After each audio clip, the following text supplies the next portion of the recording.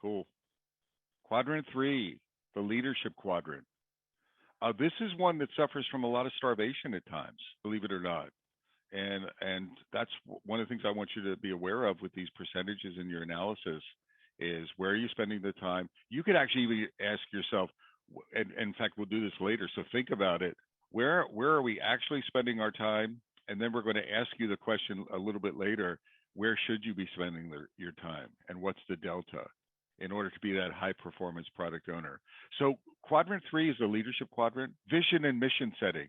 And it's not just setting them and defining them in a vacuum and putting them on a PowerPoint and then saying, hey, I'm done here. It's constant communication, constant socialization. Yeah, this is evangelizing, and it's not just up, it's out and it's down. It's 360-degree visionating. Organizational alignment. Are you aligning with the other product owners? Are you leading? Are you interacting with organizational dynamics within your organization, within the company?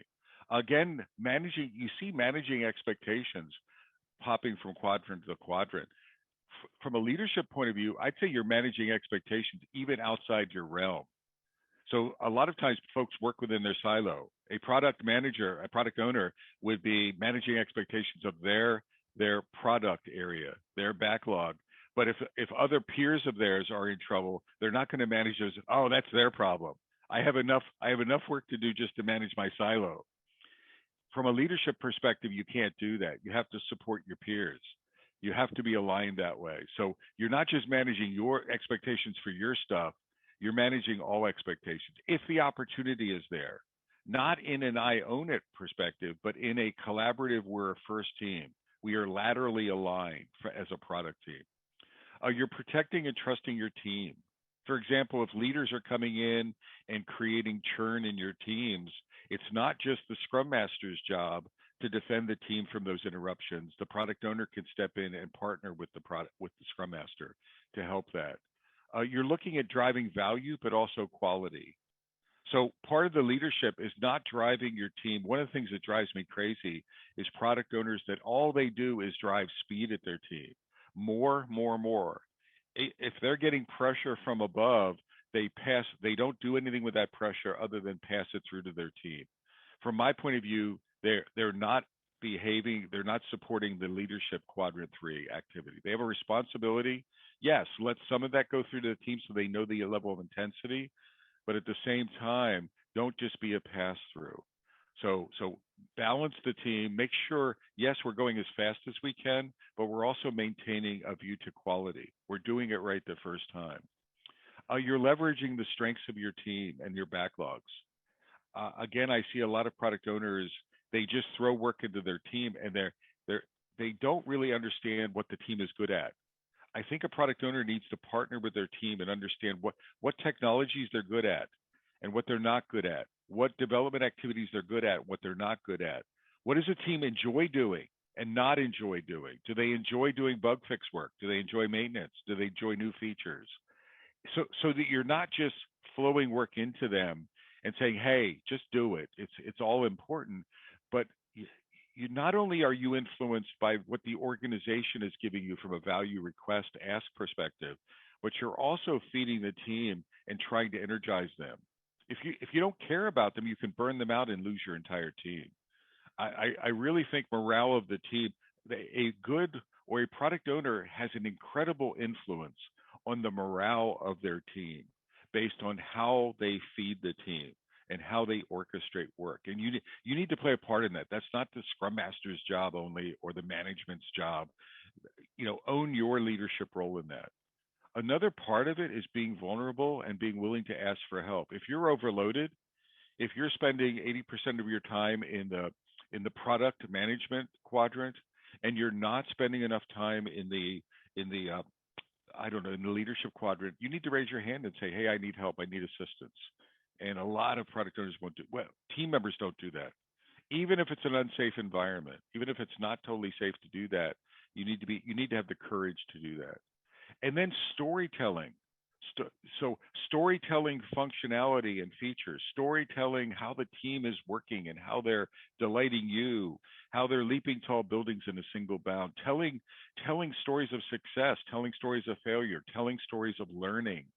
Uh, Part of this leadership, telling stories outward to leaders so they gain confidence, telling stories to the team of how things are being perceived in the field. It's a wonderful technique, and I think it's part of this leadership quadrant. I put up this Scrum values slide because a lot of times people, when they train Scrum teams or they go to a certification, this is taught at a CSM or a Scrum Master level. So, meaning the teams need to show commitment, the teams need to show focus. This is a team thing. And it doesn't always, the Scrum Masters don't always take ownership of this as being their responsibility too, and the product owners don't always. What I'm saying is, as a product owner, you need to show courage. It's not just for your team. As a product owner, you need to be open and transparent. As a product owner, you need to be committed to high quality, not just speed, committed to your role and committed to your team. So they apply to you as well. So make sure that you're checking in and they're applying to you. I want all of you to remember this metaphor from a quadrant 3 point of view. I think effective product owners have a mindset where they're creating a mini me mindset in their teams. What I'm saying is that it's not just about you being the product owner and making decisions. The most effective teams I've ever seen, the product owner takes time to train and inform the teams about their decision making and the product landscape and the competitive landscape so that each team member starts understanding, they start becoming mini product owners. They look at the world not just from a technology point of view, but from a business point of view, from a client service point of view. They start looking at the world the way you do, which really helps them become partners with you in evolving the product, in figuring out, no, that's not what the customer wants. The last thing you want is to give the team a story that's inappropriate, and there's a better way to handle that. And they have product usage and customer information just like you do. So what I'm saying is you'll get better performance, you'll get better products, you'll get better discussion, you'll get better backlogs, you'll get better execution, you'll get more things out the door of value if you spend some time collaborating and pairing with your teams and teaching them a bit of product ownership. They're not going to replace you, but you want that mini me mindset. Try it. Try the experiment. Oh, I jumped the gun. So quadrant 3, same thing. Leadership. Take a minute. What are the leadership activities that are happening in your company right now? And you might even identify a gap. Hey, Bob said something, we should be doing that, but we're not. So there's nothing that says you can't identify gaps. And then what's the percentage of time again to 10% clarity? You got a minute.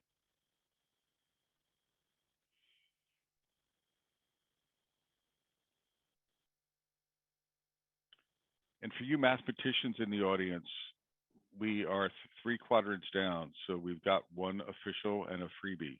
So we're over halfway there. So our velocity is okay.